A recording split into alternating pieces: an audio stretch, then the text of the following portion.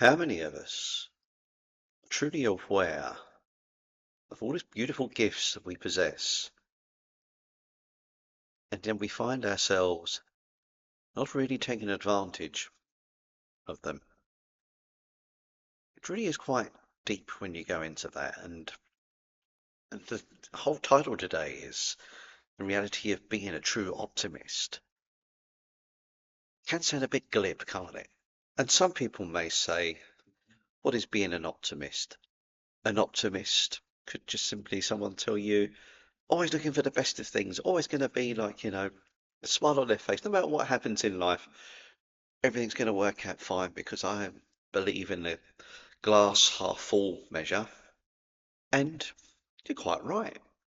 That is quite a smart thing to do. It is certainly to go through life with that joie de vivre in our step is certainly something to be commended and to be, commended as well. We want to be in that energy for sure.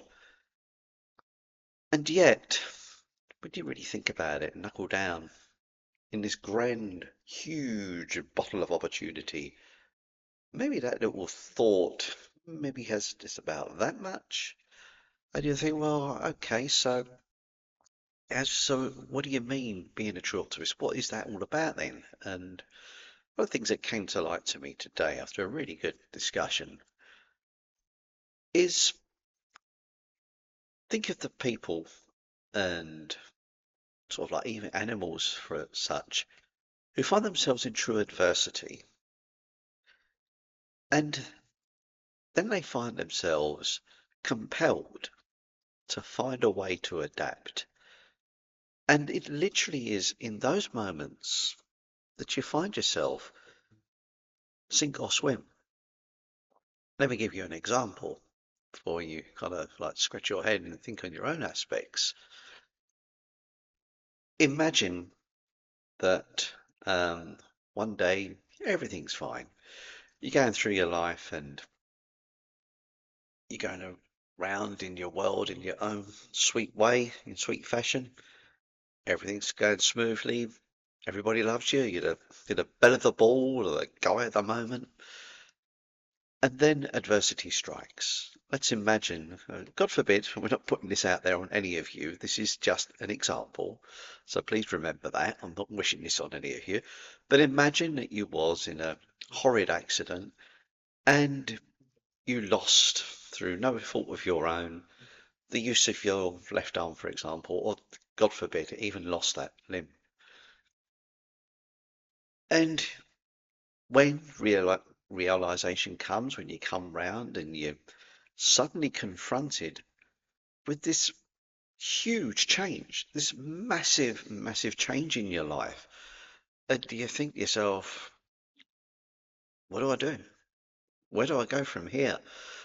And and this is where we really get to the nub of the issue, because you've got a choice.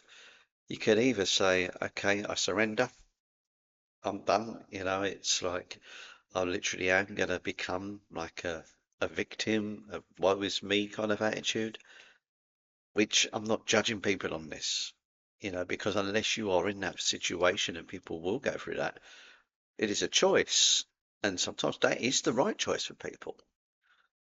Or do you become what I call a true optimist and think like, hey, this is adversity.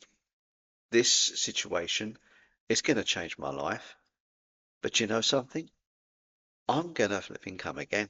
I'm going to come again. I'm going to find a way to get through. I'm going to find a way for me to exist and make the damn best of my life in a way that's right for me. And we see these amazing sort of like Paralympians, for example, who have done that. They come through, and some people may say, well, what choice did they have? They had a choice of just giving up, but they didn't. They came through and lead the most fullest and amazing lives. And those are the kind of people where I take my hat off and say, like, that shows true optimism, true courage, true bravery, and true expression of the human spirit. But it's not just the human spirit. How many of us have seen, like, animals or pets that have been in a RTA and they've lost the limb and they adapt. They adapt, they find ways, they keep their balance. I mean, a cat may even use its tail almost to use that to balance those things, to live that life. And I've seen it, I've been amazed when a cat with three legs has just suddenly leapt up, way up in the air. You think, how? How is that possible? It is through that will to adapt, survive, and experience life. And so, for all of us, I'd like to think when adversity strikes any of us, how we adapt, how we find a way to, I won't say win at life, but not lose either. To really kind of think like quite differently. And when somebody finds themselves in those situations, it is what choice do we make? Do we go for the choice of holding your hands up and saying, no more, done? Or do you kind of like literally roll your sleeves up if you can and say to yourself, no, I'm not going to lose. I'm going to get up there. I'm going to get on that blooming stage and I'm going to live life. I'm going to have the spotlight on me. I don't care because I'm still here. I'm still showing up every day. And in some ways, you find that, don't you? You know, when people have gone through those hardships, that they almost become the opposite. They don't become shrinking violets, and they actually come out and really show themselves that beautiful spirit that lies within each of us. But of course, what would be great is not to have to go through those hardships and cultivate that inner light, that inner strength in each of us. And reaching down, finding that spirit, bringing it into our everyday lives, that true, real optimism for me. That is the spirit, the epitome of what is the spark of life. It's there for each and every one of us. And it truly comes to life when you are shown in those situations. What are your thoughts? Maybe you're even somebody who has gone through those ordeals, found yourselves in those situations, and what went deep? What got hold of you to drag you up and say, hey, you know what? I'm going to carry on and I'm going to blooming live my life to the fullest, no matter what. And it was strange. You know, I even had like a strange dream. It was the last night or the night before. Because you know me, I love storytelling. I love writing, and it may well come through to me one day. I just had this vision of this teacher. He was a great teacher, but there was this hint of sadness about him. And the student said to him, hey, you know, you're a great teacher, but you don't seem content. And he says, hey, well, I'm really content, but I used to be so fit and I wanted to be a runner. I was training really hard.